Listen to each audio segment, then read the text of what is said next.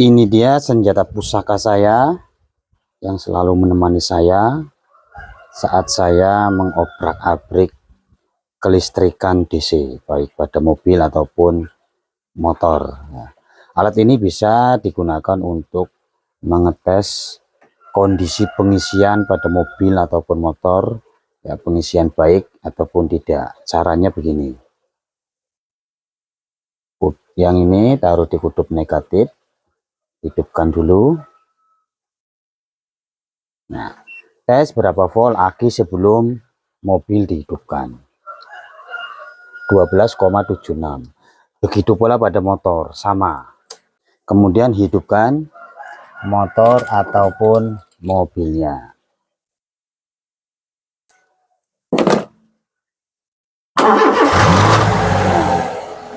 Ketika mobil ataupun motor hidup, voltasenya harus lebih tinggi,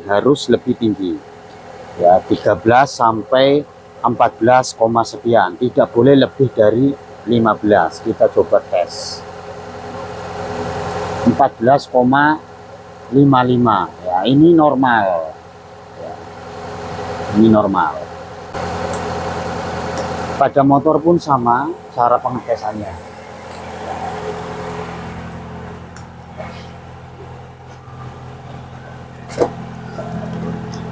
Tes sebelum motor dihidupkan. Ini aki masih bawaan Yamaha, umur sudah 2 tahun lebih umur pemakaian motor. Nah, ini 12,91, ya kan, 12,91. Kita hidupkan motornya.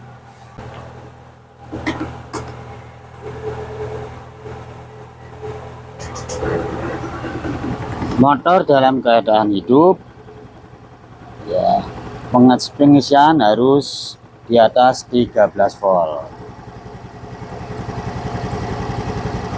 14,3. Ini sangat normal.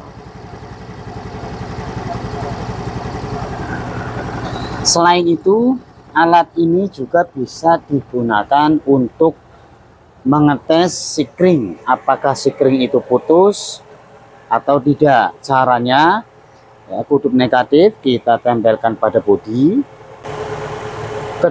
Kedua sisi ini harus keluar arusnya semua. Ketika kontak on, nah, keluar, ya. Begini cara ngetes sikring yang masih menempel. Kemudian ini juga bisa kita gunakan untuk mengetes kabel itu putus atau tidak. Caranya tinggal kita hubungkan dari ujung ke ujung. Karena ini ada kabel, misalkan ini,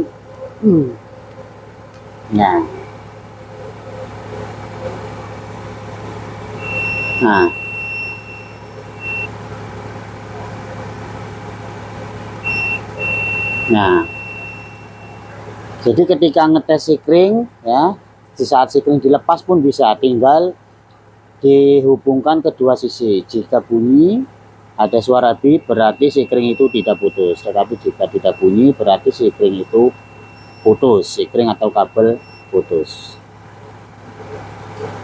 Untuk pembelian alat ini, ya, linknya ada di deskripsi, murah, serbaguna.